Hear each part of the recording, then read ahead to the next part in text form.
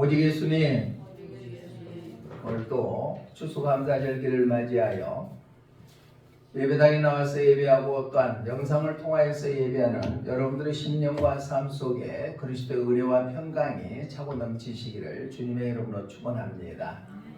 오늘 저는 고린도서 1장 12절로 14절 말씀을 통하여 왜 하나님께 우리가 감사해야 되는가, 우리가 하나님께 감사해야 될 이유에 대해서 주님께서 주시는 은혜를 함께 나누고자 합니다.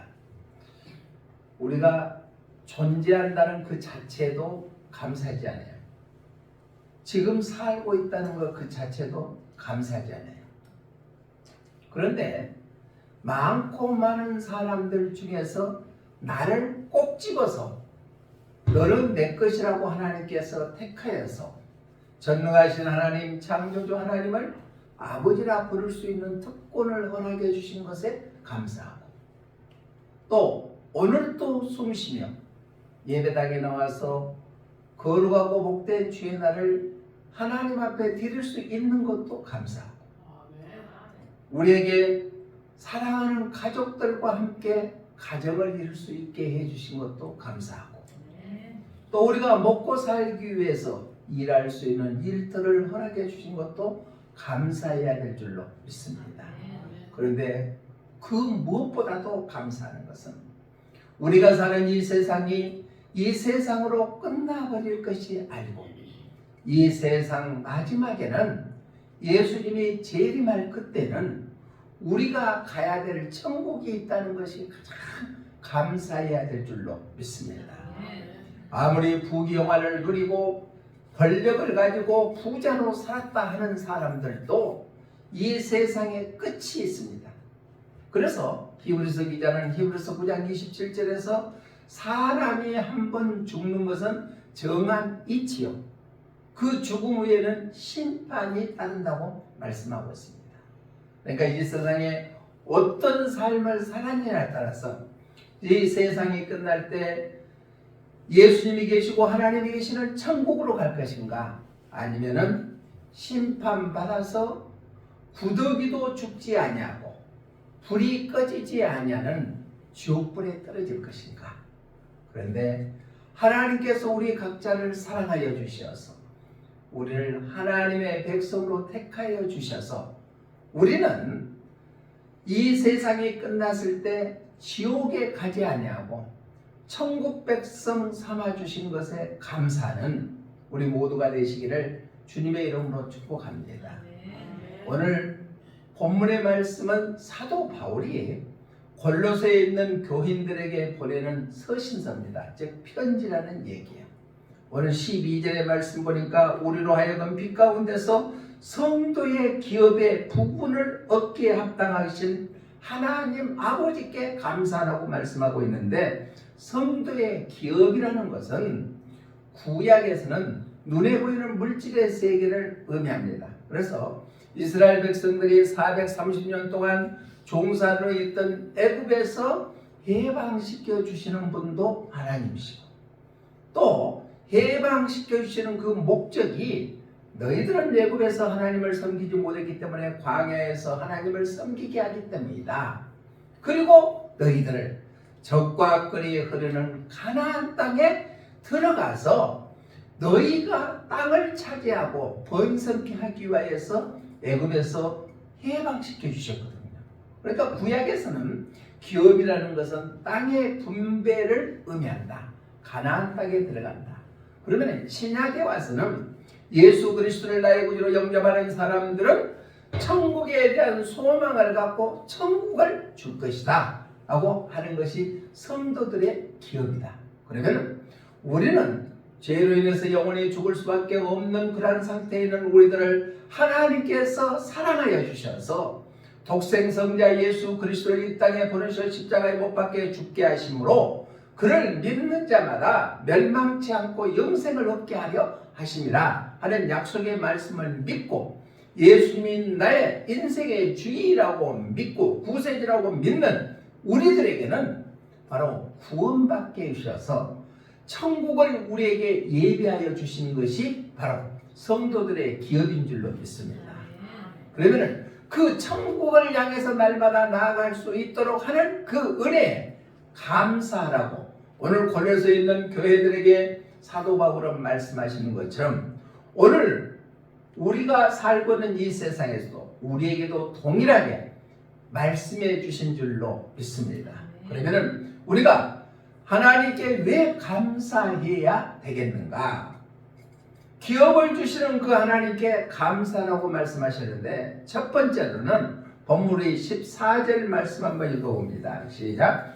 그 아들 안에서 우리가 속량 곧 제사함을 얻었도다. 아멘. 그 아들은 예수님을 의미하죠. 그 예수님을 통하여 제사함을 얻었다는 얘기예요. 속량함을 얻었다. 죄는 있는데 그 죄를 다 사하여 주셨다는 얘기예요. 예수님께서 십자가에 죽으심으로 인해서 우리는 태어날 때부터 있는 원죄로부터 시작해서 모든 죄를 다 사하여 주셨다는 얘기입니다. 그것이 속량입니다.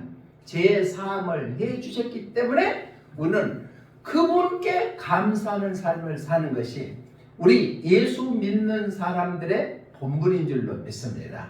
그렇기 때문에 우리는 죄 용서함을 받는 것에 감사하는 우리 모두가 되시기를 주님의 이름으로 축복합니다. 그럼 많은 사람들이 예수님 믿기가 참 쉽네요. 예수님만 믿으라. 그래야면 너와 내 집에 구원이 있으리라 라고 말씀하셨기 때문에 너무나 쉽게 생각하는 사람들이 있지만은 나를 위해서 아무리 나를 사랑하는 가족들이라도 대신 죽음을 맞이할 사람은 이 세상에 아무도 없는데 예수님께서는 내 죄값을 담당하기 위하여 친히 십자가에서 피 흘려 죽으심으로 우리의 죄를 속량해 주신 줄로 믿습니다. 그렇기 때문에 그 은혜에 감사하는 우리 모두가 되시기를 주님의 이름으로 축복합니다. 여기서 속량이라는 성경의 원어, 헬라의 원어의 뜻을 보니까 속전을 내고 풀어줌, 노예를 대신 돈을 주고 노예를 해방시켜준 하는 의미를 나타내고 있습니다. 예수님께서는 자기가 피 흘려 죽기까지 우리의 죄를 담당해서 대신 죽으심으로 죄로부터 자유함을 얻게 된 줄로 믿습니다. 이게 대단한 거예요. 어느 누구도 나를 대신해서 내가 세상의 실정법을 위반했다 그래서 경찰서 가서 구속됐다 그러면은 다른 사람이 와가지고 목사님 대신 내가 감옥살이 할 테니까 목사님 풀어주세요 라고 얘기할 사람이 아무도 없고 받아주지도 않는다는 얘기입니다. 그러나 예수님께서는 내 죄를 담당하기 위하여 피 흘려 죽으심으로 우리의 모든 죄를 속량 없게끔 해주시는 분이 예수님이기 때문에 우리는 그 은혜에 감사하는 삶이 되어야 될 줄로 믿습니다. 그게 바로 구원의 방법이라는 얘기입니다. 예수님이 죽으심으로 우리를 죄에서 구원해 주셨다.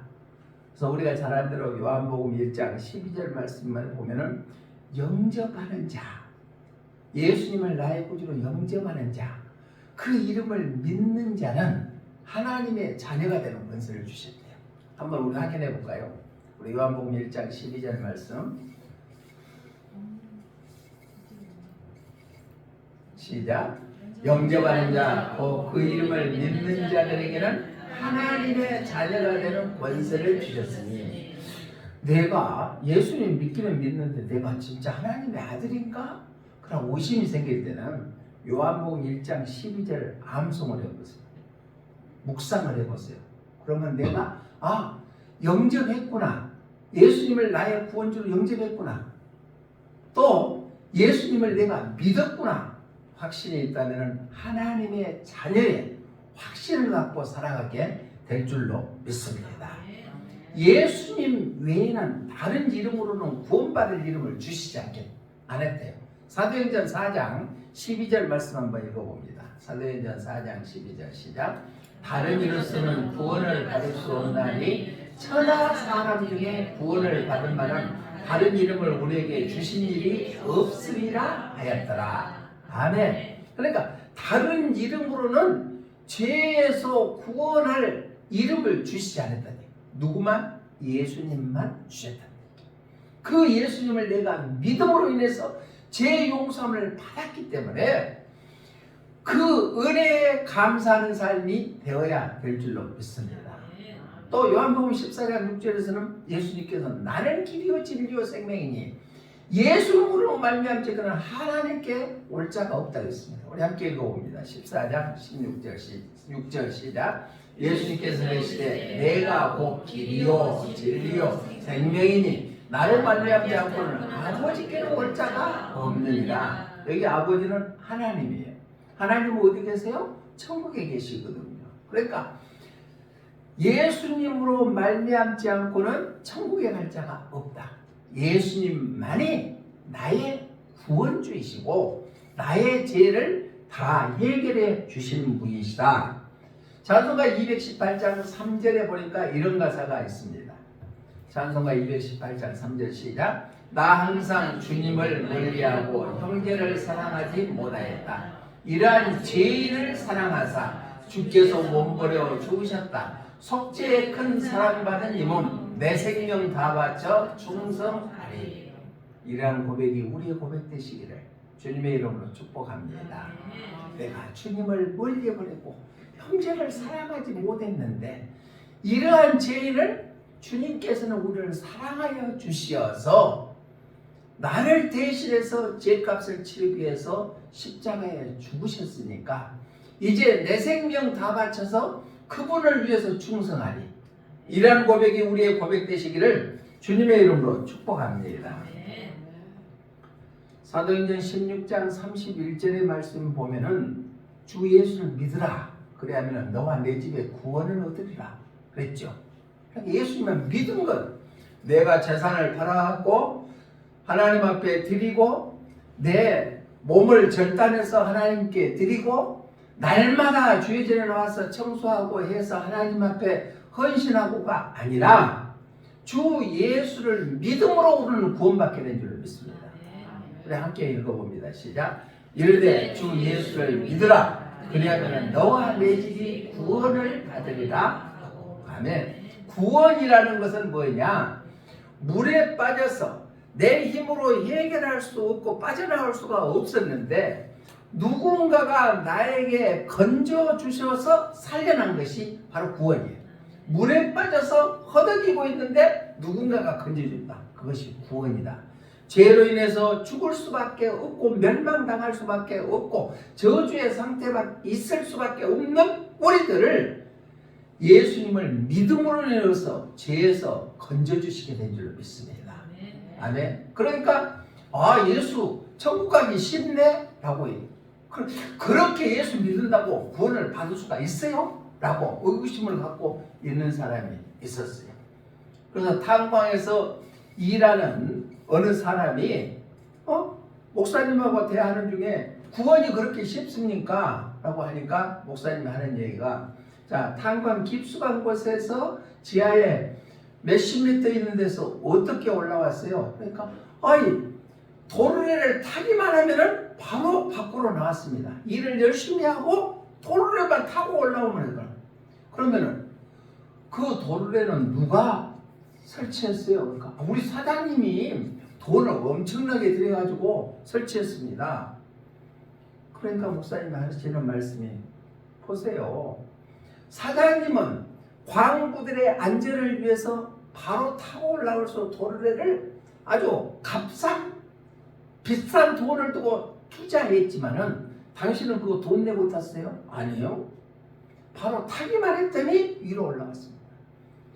그게 예수님께서 우리를 위해서 죄값을 비싼 값어치를 대신 치르고 때문에 우리는 그 예수님을 믿기만 하면 구원을 얻게 된 것입니다.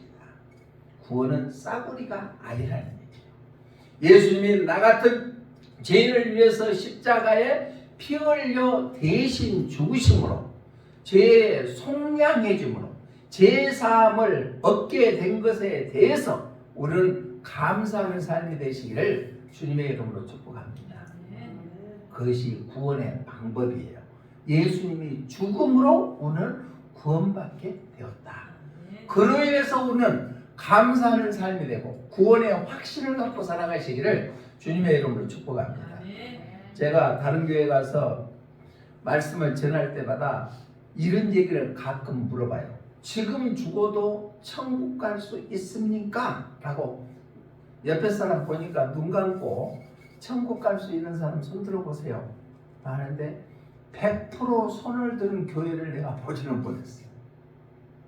구원의 확신이 없기 때문에 그러거든요. 우리는 예수 그리스도가 나를 위해서 십자가에 못 박게 죽으시고 그분이 나의 주인이시다. 이제까지는 내가 주인으로 살았지만 예수님을 믿음으로 말미암아 이제는 그분이 내 대신 죽으셨기 때문에 그분이 내 주인이다라고 생각하고 사는 것이 예수님 믿는 거예요. 그래야 구원이 있는 거예요. 그러니까 내 인생은 내가 아니고 누구예요? 예수님이 내 주인이시라는 얘기. 그러한 확신을 갖고 사는 것이 예수님을 믿고 구원받는 삶인 줄로 믿습니다. 그러니까 예수님이 죽으심으로 우리는 구원을 받게 되었기 때문에 감사하는 삶이 되시기를 주님의 이름으로 축복합니다. 두 번째는 우리가 왜 하나님께 감사해야 되는가? 첫 번째는 우리를 위해서 십자가에 죽으셔서 대신 우리의 죄값을 치르셨기 때문에 우리는 감사하고, 두 번째는 우리를 구원에 건져주셨기 때문에 감사해야 된다는 얘기예요. 우리 13절 한번 읽어봅니다. 시작. 그가 우리를 흑암의 권세에서 건져내자. 내사. 흑암의 권세에서 건져냈다는 얘기예요. 흑암의 권세라는 것은 뭐냐? 마귀들이 지배하는 세계가 흑암의 권세예요. 그러니까 모든 범죄는요, 낮에보다도 밤에 많이 일어나잖아요. 왜 그래요? 누가 안 보니까 그러거든. 보지 않을 것이라고 착각 속에서 하니까 범죄를 저지르거든요. 그러니까 흑암의 권세는, 어둠의 세력들은, 마귀의 권세는, 귀신들은 어두운 것을 좋아한다는 얘기예요. 그래서 어둠의 권세에 있는, 마귀에 젖어 있는 우리들을 구해 주셨다는 얘기예요. 건져 주신 것에 대해서, 구원해 주신 것에 우리는 감사해야 될 줄로 믿습니다. 우리는 죄와 사망에서 우리를 건져주시는 그분의 은혜에 감사하는 삶이 되시기를 주님의 이름으로 부탁을 드립니다. 자, 빛과 어둠에는 아주 반대되는 단어죠. 캄캄한 밤에 불을 꺼버리면 어둡습니다. 그런데 불을 켜면 온천하에 다 드러나죠. 빛 가운데 거하는 자는 예수님을 믿고 예수님 안에 사는 자고, 어둠의 권세에 사는 자들은 마귀의 권세에 지배당하는 자다. 그렇기 때문에 우리는 그 마귀의 권세에 있는 우리들을 건져주셨다. 흑암의 권세에서 우리를 건져주시는, 구원해주시는 은혜에 감사해야 된다. 그럼 구원의 대상은 누구냐? 죄 가운데 있고 흑암의 권세에 빠져 있고 세상의 권세에 빠져 있는 그들을 구원해 주시는 것이 바로 우리다. 우리는 태어날 때부터 죄인으로 태어났기 때문에 그대로 예수님을 믿지 않고 살다가 죽으면 지옥 갈 수밖에 없는데, 우리를 그 흑암의 권세에서 건져 주신 것, 구원해 주시는 그 은혜에 감사합니다. 그래서 로마서 7장 25절에서는 사도 바울이 로마에 있는 교회들에게 이렇게 고백합니다. 로마서 7장 25절 24절 시작. 오라, 나는 경고한 사람이로다. 이 사망의 몸에서 누가 나를 건져내라. 그러니까 우리는 예수를 믿지 않는 상태에 있는 데서는 마귀의 권세에 억눌려 있다는 얘기예요. 흑암의 권세에 있는데 공고한 사람인데 누가 나를 건져주라. 예수님밖에 없다는 사실을 말씀하고 있습니다. 요한복음 8장에서 보면은 너희가 진리 안에서 자유하리라. 진리가 너희를 자유케 한다 라고 얘기하니까 유대인들이 대답하기를 아닙니다 라고 얘기합니다. 우리 로마서 8장 33절 한번 읽어봅니다. 로마서 8장 33절 시작. 그들이 대답하되 우리가 남의 종이 된 적이 없거늘 어찌하여 우리가 자유롭게 되리라고 하느냐. 이스라엘 백성들이 다른 사람의 종이 되지 않았다고요? 천만의 말씀이요. 역사에 보면은 애굽의 종살이 했죠. 아수리의 종살이 했죠. 바벨론의 종살이 했죠. 바사, 헬라, 로마 등 흑암의 권세에서 계속 속해 있는데 진리가 너희를 자유케 하리라 라고 말씀하시니까 아닙니다. 우리는 아브라함의 종인데 언제 다른 사람 속박을 받고 살았습니까? 라고 하는 생각을 갖고 있는 사람들이 유대인들이에요. 지금 이스라엘과 하마스가 전쟁 중에 있는데 지금 이스라엘은 유대교를 믿는 사람들이거든요. 대부분. 기독교인들은 아주 극히 적습니다. 하마스는 이슬람교도 해교들을 믿는 사람들이거든요. 그러니까 어디를 보면 종교 전쟁이라고도 볼 수가 있습니다. 그러니까 유대교는 뭐냐? 구약 성경은 다 믿지만 신약을 믿지 않는 사람들이 유대교인들이거든요. 그런데 기독교인들은 신약까지도 믿는 것이 바로 기독교인이에요. 그러니까 유대인들의 생각은 자기들이 선민이라는 의식이 있기 때문에 내가 아브라함의 족인데 누구 족이 되었냐라고 얘기하지만은 역사의 흐름에 보면은 계속 흑암의 권세에 억눌려 살았다는 얘기입니다. 여기서 진리가 너희를 자유케 하라는 이것은 흑암의 권세에 있는 너희들을 건져냈기 때문에 이제 자유의 몸이 되었다라고 말씀한 것입니다. 그 은혜의 운은 감사해야 될 줄로 믿습니다. 찬송가 260장 1절에 보면은 이런 가사가 있습니다. 함께 읽어봅니다. 시작.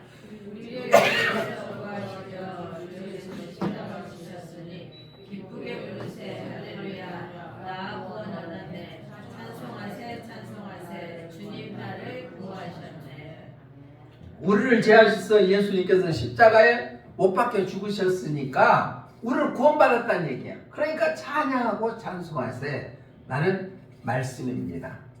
자, 어느 청년이 예수님을 잘 믿는 크리스찬의 그 가정에서 운전기사로 취업을 하게 됐어요. 취업을 했을 때 예수님을 잘 믿는 주인이 점잖게 얘기할 때마다 예수님을 믿어야 천국 갑니다. 예수님 믿으면 구원받습니다. 라고 얘기를 자주 했을 것 아니에요. 그리고 또 재림에 대해서도 얘기를 해줬습니다. 어느 날 주인이 그 운전기사에게 자, 예수님이 재림하게 되면은 이 자동차를 자네 줌세. 그러니까 아이고 황송합니다. 감사합니다. 그래서 얼마 있다가 또 예수님이 재림하게 되면은 내 이 넓은 집, 뜰도 있고 있는 집을 자네 가족들이랑 와서 마음껏 즐기고 살소. 그러니까 예, 감사합니다. 감사합니다. 그러고는 이제 퇴근해갖고 집에를 가가지고 이 청년이 식구들한테 얘기합니다. 우리 주인장이 얼마나 좋은지 예수님이 재림하시면은 자동차도 주시고 이 집도 주신다고 그러는데 너무너무 저는 할렐루야 하고 저녁에 잠을 자려고 누워있는데 고민이 생 거예요. 예수님이 재림한다. 예수님이 재림하면 이 세상 다 끝날 것 아니에요. 종말이 오는데. 그래서 자기 자신이 잠을 설치다가 밤중에 뛰어갑니다. 그래서 자기 주인 집에 대문을 두드립니다. 그러니까 누구요? 그러니까 예, 운전기사입니다. 그러니까 어쩐 일가 이 밤중에. 그래 청년이 하는 얘기가 아무리 잠을 자려고 고민을 했는데 잠이 안 와서 달려왔는데 나 자동차도 예수님 재림하면 필요 없습니다. 당신이 준다는 그 집도 필요 없습니다. 내게 필요한 것은 구원이 필요합니다. 할렐루야. 예수님 재림하면 이 세상이 다 끝나버립니다. 종말입니다. 그런데 예수님이 재림할 때 우리는 예수님으로 인해서 구원받았기 때문에 천국 가는 백성이 되게 된 줄로 믿습니다. 그것이 가장 값지다는 얘기입니다. 그런 말미암아 우리는 하나님께 감사하는 삶을 살아야 될 줄로 믿습니다.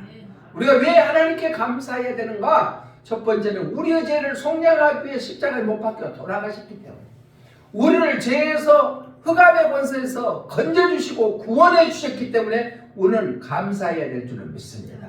그러면 구원의 결과는 어떤 것인가? 우리 13절 하반절을 말씀 보겠습니다. 그의 사랑의 아들의 나라로 옮기셨으니 그의 사랑의 아들은 누구예요? 예수님이죠.